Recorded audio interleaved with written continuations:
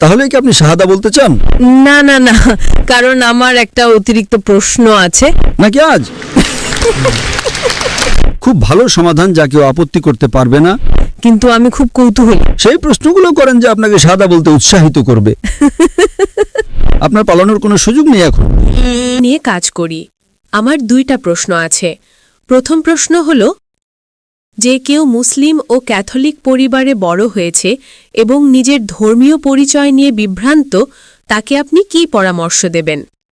বোন, দয়া করে আপনার নামটা আবার বলবেন, আমি স্পষ্ট শুনতে পাইনি। আমার নাম সোরাইয়া। সুরাইয়া। হ্যাঁ। তাহলে আপনি মুসলিম? আমার বাবার দিক থেকে হ্যাঁ। বোনটি খুব ভালো প্রশ্ন করেছেন। তিনি নেদারল্যান্ডস থেকে এসেছেন এবং বর্তমানে আন্তর্জাতিক আইন ও মানবাধিকার নিয়ে কাজ করছেন। তার 2টি প্রশ্ন ছিল। প্রথম প্রশ্নটি হল, যদি কেউ মুসলিম ও ক্যাথলিক পরিবারে বড় হয় এবং নিজের ধর্মীয় পরিচয় নিয়ে বিভ্রান্ত থাকে, তাকে আমি কি পরামর্শ দিতে পারি? তাহলে আপনার বাবা মুসলিম ছিলেন? হ্যাঁ। আর আপনার মা খ্রিস্টান ছিলেন? হ্যাঁ, ক্যাথলিক। ক্যাথলিক। তাহলে আপনি আপনার ধর্মীয় পরিচয় নিয়ে কিছুটা বিভ্রান্ত, তাই না? আপনি জানতে চান কি করবেন? হ্যাঁ। আমি আপনাকে বলবো, আপনি ইসলাম আর খ্রিস্টান ধর্ম, দুটো ধর্মের মধ্যে তুলনামূলকভাবে পড়াশোনা করেন। যখন আপনি দুটো ধর্ম ভালোভাবে জানবেন, তখনই দেখবেন কোনটা সত্য, কোনটা বেশি যৌক্তিক। তারপর সেই ধর্মটি গ্রহণ করেন যেটা আপনার কাছে বেশি সঠিক মনে হবে। ঠিক আছে। আপনি এমন একটা অবস্থানে আছেন যেখানে আপনার বাবা একজন মুসলিম এবং আপনার মা একজন ক্যাথলিক। হ্যাঁ। আপনার বাবা কি নামাজ রোজা করতেন, মানে প্র্যাকটিসিং মুসলিম ছিলেন? হ্যাঁ, ছিলেন। তিনি মারা গেছেন? না না, এখন বেঁচে আছেন। তাহলে তিনি আগে প্র্যাকটিস করতেন, এখন আর তেমন করেন না। ঠিক তাই। আর আপনার মা এখনো প্র্যাকটিসিং ক্যাথলিক? হ্যাঁ। মাশাআল্লাহ। তাহলে বুঝতে পারছি যে আপনি হয়তো আপনার মায়ের কাছ থেকে খ্রিস্টান ধর্ম বেশি শিখেছেন, তাই না? না, উল্টোটা।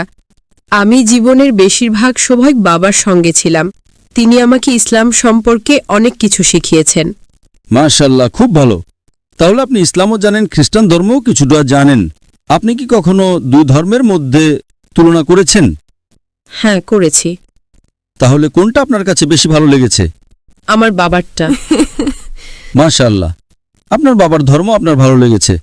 বোন, একটা বিষয় খুব স্পষ্ট, যদি আপনি মুসলিম হন, তাহলে আপনাকে যীশুখ্রিস্ট আলাইহিসসালাম সম্পর্কে একটুও খারাপ কথা বলতে হবে না। আগেও বলেছি, ইসলামই একমাত্র অখ্রিস্টান ধর্ম যা যীশুখ্রিস্টে বিশ্বাস করাকে বিশ্বাসের একটি মৌলিক স্তম্ভ বলে গণ্য করে। বোন, আমি আরও জানতে চাই যে আপনি নিজেকে মুসলিম মনে করেন, খ্রিস্টান মনে করেন, নাকি 2 ধর্মের মিশ্র ভাবেন? আমি আমার পারিবারিক পটভূমি ব্যাখ্যা করেছি, কারণ আমি মনে করি যদি আমি কোনো এক ধর্মে নিশ্চিত হই তাহলে আমি ব্যর্থ হব।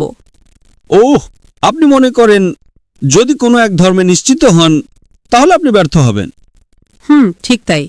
তাহলে বোন, আমার বিশ্লেষণ হলো আপনি ইসলাম বা খ্রিস্টান ধর্ম দুটোর কোনোটাকে আসলে ভালোভাবে জানেন না।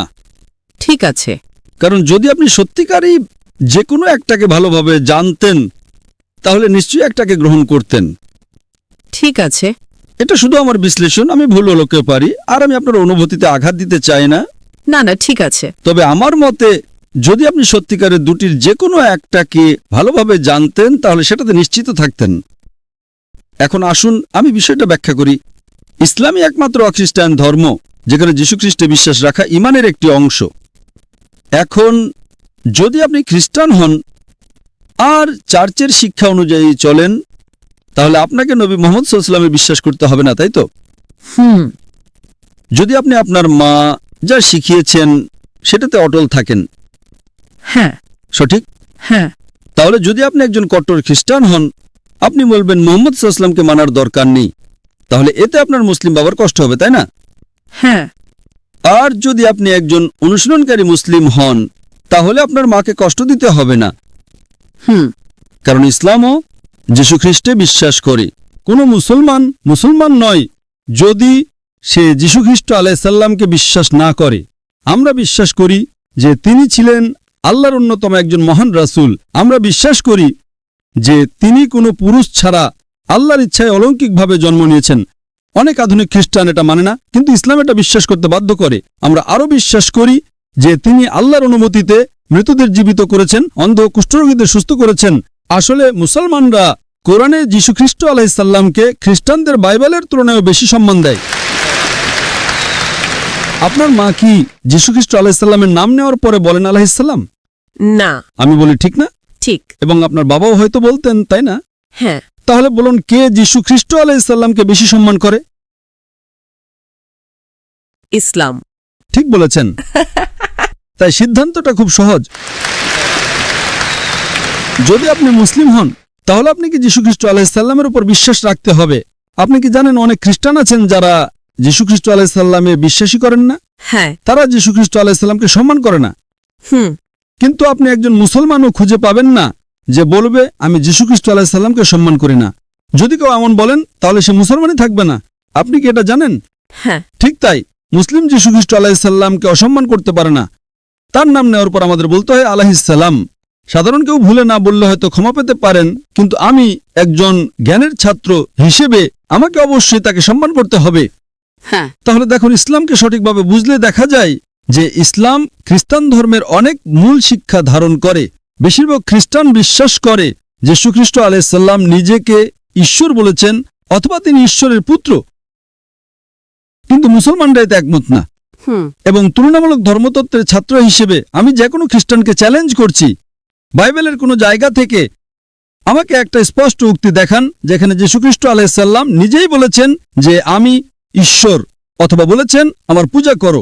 যদি কোনো খ্রিস্টান বাইবেল থেকে এমন একটা স্পষ্ট এবং সুস্পষ্ট বাক্য দেখাতে পারেন, তাহলে আমি ডাক্তার জাকির নায়েক এখনই খ্রিস্টান ধর্ম গ্রহণ করতে প্রস্তুত। আপনি যদি বাইবেল পড়েন, যীশুখ্রিস্ট নিজেই বলেছেন যে আমার পিতা আমার চেয়ে মহান। In Gospel of John chapter number 14 verse number 20. আবার তিনি বলেন Gospel of John chapter 10 verse number 29. আমার পিতা সবার চেয়ে শ্রেষ্ঠ। It's mentioned in the Gospel of Matthew chapter number 12 verse number 28. যীশুখ্রিস্ট বলেন আমি ঈশ্বরের আত্মা দিয়ে শয়তান তাড়াই। In the Gospel of Luke chapter number 11 verse number 20, Jesus Christ peace be upon him says, আমি ঈশ্বরের আঙুল দিয়ে শয়তান তাড়াই। it's mentioned in the Gospel of John chapter number 5 verse number 30. যীশুখ্রিস্ট স্পষ্ট বলেন আমি নিজে থেকে কিছুই করতে পারি না, যেমন শুনি তেমনি বিচার করি। আমার বিচার ন্যায়, কারণ আমি নিজের ইচ্ছা নয়, বরং যিনি আমাকে পাঠিয়েছেন তার ইচ্ছা অনুসরণ করি। যদি কেউ বলে আমি নিজের ইচ্ছা নয় বরং সর্বশক্তিমান ঈশ্বরের ইচ্ছা অনুসরণ করি, তাহলে সে একজন মুসলিম। অতএব যীশুখ্রিস্ট নিজেই বাইবেলে বলেছেন যোহন 5:30 অনুযায়ী যে তিনি এক অর্থে মুসলিম, অর্থাৎ আল্লাহর ইচ্ছার প্রতি আত্মসমর্পণকারী। It's mentioned in the Gospel of Matthew chapter number 5 verse number 7-20. Jesus Christ peace be upon him says, তিনি বলেন মনে করো না যে আমি আইন বা নবীদের ধ্বংস করতে এসেছি।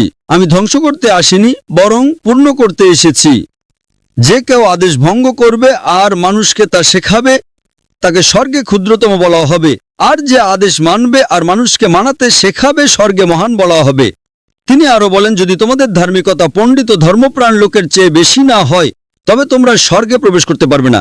এই কথাগুলো বাইবেলের কিং জেমস ভার্সনে লালক্ষরে লেখা, অর্থাৎ যীশুখ্রিস্টের নিজ মুখের কথা। it's mentioned in the Gospel of John chapter number 14 verse 24. Jesus Christ peace be upon him says, তোমরা যে কথা শুনছো তা আমার নয়, বরং যিনি আমাকে পাঠিয়েছেন আমার পিতার। it's mentioned in the Gospel of John chapter number 17 verse number 3. তুমি একমাত্র সত্য ঈশ্বর এবং যীশুখ্রিস্ট যাকে তুমি পাঠিয়েছ। It's clearly mentioned in the book of Acts chapter number 2 verse number 21. হে ইসরায়েলের লোকেরা শোনো, নাসরাতের যিশু একজন মানুষ যাকে আল্লাহ তোমাদের মাঝে পাঠিয়েছেন অলৌকিক কাজ ও নিদর্শনের মাধ্যমে। অর্থাৎ যীশুখ্রিস্ট ছিলেন আল্লাহর নবী, যার মাধ্যমে আল্লাহ অলৌকিক কাজ করিয়েছেন। তাই যদি আপনি ইসলাম গ্রহণ করেন, আপনাকে যীশুখ্রিস্টকে ভালোবাসতে হবে এবং শ্রদ্ধা করতে হবে। ঠিক আছে। এখন যদি যে যীশুখ্রিস্টের শিক্ষা মেনে চলে, তাহলে আমি বলবো একজন সত্যিকারের মুসলিম একজন খ্রিস্টানের চেয়ে অনেক বেশি খ্রিস্টান, কারণ বাইবেলে বলা হয়েছে In the book of Proverbs chapter number 20 verse number 1. যে অ্যালকোহল একজন উপহাস করে। In the book of Ephesians chapter 15 verse number 8. বলা হয়েছে মদ পান করো না। বেশিরভাগ মুসলিম মদ পান করেন না, কিন্তু খ্রিস্টানদের মধ্যে অনেকেই এটা করেন। বাইবেলে উল্লেখ করা হয়েছে যে যীশুখ্রিস্টের অষ্টম দিনে খতনা করা হয়েছিল, কিন্তু খ্রিস্টানদের মধ্যে কেউ সেটা পালন করেন না। অন্যদিকে মুসলিমরা সবাই এটা পালন করেন। It's mentioned in the book of Leviticus chapter number 11 verse number 7. In the book of Deuteronomy, chapter number 14, verse number 8. In the book of Isaiah, chapter number 16, verse number 2. যে শূকরের মাংস খেও না, কিন্তু বেশিরভাগ খ্রিস্টানই শূকরের মাংস খান আর মুসলিমরা তা একেবারেই খান না। তাহলে বলুন, যীশুখ্রিস্টের শিক্ষা কে বেশি অনুসরণ করছে, মুসলিমরা না খ্রিস্টানরা? তাই যদি আপনি ইসলামের শিক্ষা অনুসরণ করেন, তাহলে বাস্তবে আপনি যীশুখ্রিস্টের সত্যিকারের অনুসারী হচ্ছেন। আর হয়তো আপনার মা প্রথমে অসন্তুষ্ট হতে পারেন, কারণ তিনি জানেন না। তখন আপনি বলতে পারেন, মা, আমি একজন ডাক্তার জাকির নায়েকের লেকচারে গেছিলাম, তিনি বললেন, মা, আপনি কি অ্যালকোহল পান করেন? বাইবেল বলে করো না। আপনি কি শূকরের মাংস খান? বাইবেল বলে খেও না। You know, it's mentioned in the book of Deuteronomy, chapter number 22, verse number 5. যে নারী যেন পুরুষের পোশাক না পরে, পুরুষে যেন নারীর পোশাক না পরে। It's mentioned in the 1 Timothy, chapter number 2, verse number 9. নারীদের উচিত শালীন পোশাকে সংযতভাবে নিজেদের সাজানো, সোনা গয়না বা বিলাসী পোশাকে নয়।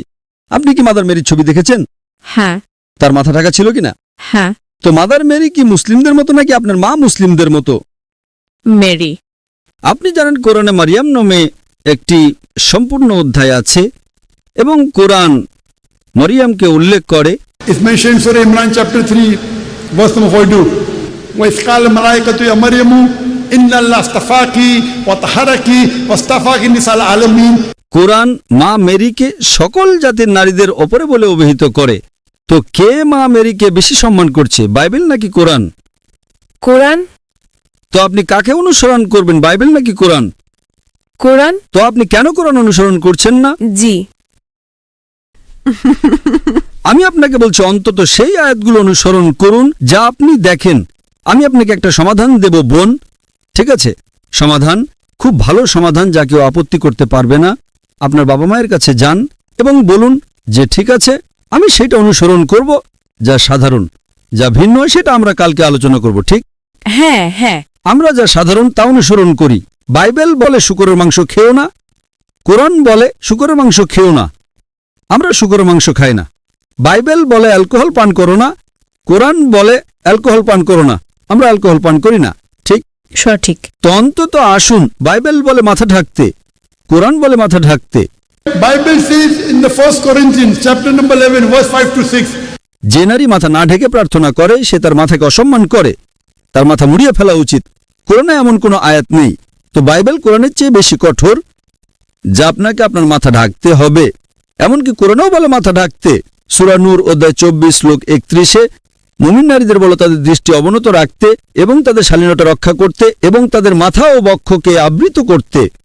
তো বোন, আপনি কেন অন্তত দুটি অনুসরণ করছেন না? আপনার পালানোর কোনো সুযোগ নেই এখন, ঠিক? সঠিক। আপনাকে হিজাব করতে হবে। কখন থেকে? সময় হলে। আরে বাইবেল বলছে, কোরআন বলছে, আপনি বলছেন সময় হলে, নাকি আজ? হয়তো আপনাকে একটা কিনতে হবে। আপনি কিভাবে বলছেন সময় হলে? আমি আপনাকে রেফারেন্স দিচ্ছি। আজ থেকে আপনাকে আপনার মাথা রাখতে হবে। আপনাকে অ্যালকোহল পান করতে হবে না, আপনাকে শূকরের মাংস খেতে হবে না, আপনাকে নামাজ পড়তে হবে। আমি লেকচারে বলেছিলাম, ঠিক? আমি লেকচারে বলেছিলাম যে সিজদার ক্ষেত্রে It's mentioned in the Gospel of in the book of Genesis, chapter number 17, verse number 3. যে আব্রাহাম তার মুখের উপর উপুড় হয়ে ঈশ্বরের কাছে প্রার্থনা করলেন। It's mentioned in the book of Numbers, chapter number 20, verse number 6. যে মুশি এবং হারুন তারা মুখের উপর হয়ে গেল ঈশ্বরকে উপাসনা করতে। It's mentioned in the book of Joshua, chapter number 15, verse number 4. যহোশুয়া তার মুখের উপর উপুড় হয়ে ঈশ্বরকে উপাসনা করলেন। It's mentioned in the Gospel of Matthew, chapter number 26, verse 39. যে যীশু খ্রিস্ট তার উপর শান্তি বর্ষিত হোক গেতসেমানির বাগানে 2-3 কদম এগিয়ে গেলেন, মুখের উপর উপুড় হলেন, উপাসনা করলেন। তো যীশু খ্রিস্ট যখন সিজদায় আছেন, বাইবেলে উল্লেখ আছে এমনকি নামাজের জন্য আপনাকে সিজদা করতে হবে, ঠিক না ভুল? সঠিক। কিন্তু খ্রিস্টানরা সাধারণত সিজদা করে না। তো আপনাকে অন্তত বাইবেল এবং কোরআনে যা সাধারণ তা অনুসরণ করতে হবে, যা ভিন্ন তা আমরা কালকে আলোচনা করতে পারি। আপনাকে আপনার বাবা মা দুজনকেই সন্তুষ্ট করতে হবে প্রথমে, এবং তারপর আপনি আল্লাহকে সন্তুষ্ট করেন। প্রথমটা হলো আল্লাহকে সন্তুষ্ট করা। কিন্তু আমার সমাধান হলো অন্তত যা সাধারণ তা প্রথমে অনুসরণ করেন, যা ভিন্ন তা আমরা কালকে আলোচনা করতে পারি। যদি আপনার মা বলেন যে না না না, এটা চার্চের শিক্ষা নয়, আপনাকে বাইবেল অনুসরণ করতে হবে, চার্চকে নয়, ঠিক? সঠিক। বাইবেল খ্রিস্টান ধর্ম অনুযায়ী ঈশ্বরের বাণী, চার্চের কথা নয়। সুতরাং আগে মিলের জায়গাগুলো মেনে চলি, পার্থক্যগুলো নিয়ে পরে কথা বলতে পারি। তো সাধারণ বিষয় হলো আপনাকে যীশুখ্রিস্টকে বিশ্বাস করতে হবে যে যীশুখ্রিস্ট তিনি নিজেকে কখনো ঈশ্বর বলেননি। আপনাকে বিশ্বাস করতে হবে না যে তিনি ঈশ্বর। তারপর আপনাকে জানতে হবে যীশুখ্রিস্ট তার উপর শান্তি বর্ষিত হোক। In the Gospel of John, chapter number 16, verse number 11 to 14, আমার তোমাদের বলার অনেক কিছু আছে, কিন্তু এখন তোমরা তা সহ্য করতে পারবে না। যখন সত্যের আত্মা আসবে তখন সে তোমাদের সব সত্যের পথে পরিচালিত করবে। তিনি হযরত মুহাম্মদ সাল্লাল্লাহু আলাইহি ওয়াসাল্লামের কথা বলছেন। যদি আপনার পরিসর সময় থাকে আমি মালাঙ্গে একটা বক্তৃতা দেব হযরত মুহাম্মদ সাল্লাল্লাহু আলাইহি ওয়াসাল্লাম এবং বিভিন্ন ধর্মগ্রন্থে। তো যদি আপনি এটা অনুসরণ করেন, আপনাকে হযরত মুহাম্মদ সাল্লাল্লাহু আলাইহি ওয়াসাল্লামকে বিশ্বাস করতে হবে। আপনার কোনো পছন্দ নেই।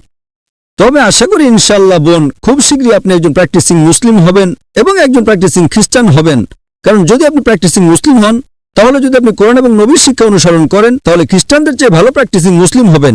আশা করি প্রশ্নের উত্তরটা পেয়েছেন বোন। ঠিক আছে, আপনাকে অনেক ধন্যবাদ। যেহেতু আপনি বলেছেন যে আপনি একটা মিশ্র পট্টভূমি থেকে এসেছেন এবং এখন যেহেতু আমার সংক্ষিপ্ত উত্তর শুনেছেন, আপনি কি মনে করেন যে একজন ঈশ্বর আছেন? হ্যাঁ আপনি কি বিশ্বাস করেন যে হযরত মুহাম্মদ সাল্লাল্লাহু আলাইহি ওয়াসাল্লাম আল্লাহর রাসূল? হ্যাঁ। যদি আপনি মিশ্র পট্টভূমি থেকে এসেছেন, তাহলে কি আপনি শাহাদা বলতে চান? না না না, কারণ আমার একটা অতিরিক্ত প্রশ্ন আছে, কিন্তু আমি খুব কৌতূহলী। আচ্ছা ঠিক আছে, আপনি পরে প্রশ্নটা করতে পারেন বোন, আমি এখানে আছি। প্রথমে আমরা অমুসলিমদের প্রশ্ন শেষ করব।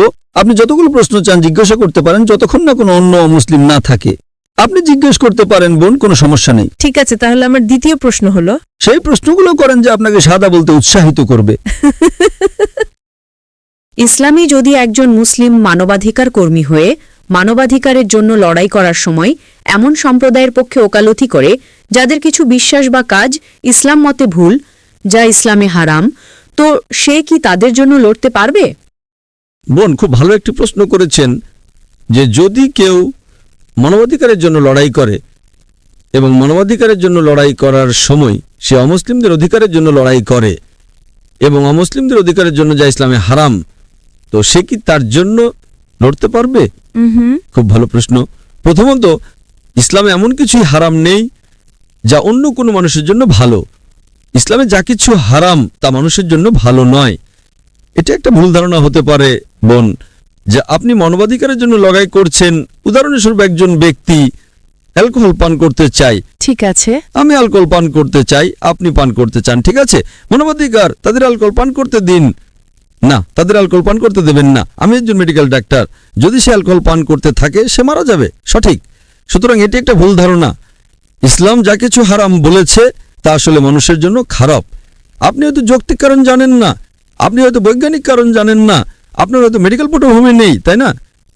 ইসলামে এমন একটা জিনিস দেখান যা হারাম এবং মানবতার জন্য ভালো। শুধু একটি নয় বোন, আপনি ইসলামে এমন একটা জিনিসও দেখাতে পারবেন না যা হারাম করা হয়েছে এবং মানবতার জন্য ভালো। আপনি বুঝতে পারছেন বোন? আমি বুঝতে পারছি আপনি কি বলছেন। সুতরাং আপনার প্রশ্নটা একটা কাল্পনিক প্রশ্ন। হ্যাঁ, আপনি কি বলতে পারেন যে যদি একজন ব্যক্তি খ্রিস্টান হয়, সে যীশুখ্রিস্টের উপাসনা করছে, আমি কি গিয়ে তাকে সাহায্য করতে পারি? যদি সে দরিদ্র হয়, আপনি কি দান করতে পারেন? অবশ্যই আপনি পারেন। ইসলাম কখনো অমুসলিমদের সাহায্য করতে নিষেধ করে না। আপনি দান করতে পারেন, কেন নয়? আপনি তাকে সাহায্য করতে পারেন, কিন্তু ভুল জিনিসগুলো তো তাদের সমর্থন করতে পারবেন না। যদি সে খাবারের জন্য টাকা চায়, আপনি দিতে পারেন, কিন্তু আপনি তাদের মাদক কেনার জন্য টাকা দিতে পারবেন না। একজন মাদকাসক্ত আছে যে বলে, ঠিক আছে আমি মাদক গ্রহণ করতে চাই, ঠিক আছে আপনি তাকে মাদক গ্রহণ থেকে বিরত রাখার জন্য সমর্থন করেন, খুব ভালো, কিন্তু আপনি তাকে মাদক কেনার জন্য টাকা দিতে পারবেন না। আপনি বুঝতে পারছেন বোন? হ্যাঁ। সুতরাং ইসলামে আপনি মানবাধিকারের জন্য লড়াই করতে পারেন, আপনি একজন অমুসলিমকে সমর্থন করতে পারেন, এটি সম্পূর্ণ অনুমোদিত, কিন্তু এমন কিছুতে তাদের সমর্থন করবেন না যা মানবতার বিরুদ্ধে। Hope that answers the question. আপনার সময়ের জন্য ধন্যবাদ। হ্যাঁ বোন, পরবর্তী প্রশ্ন। এই তো, প্রশ্ন নাকি শাহাদা? আর কিছু না।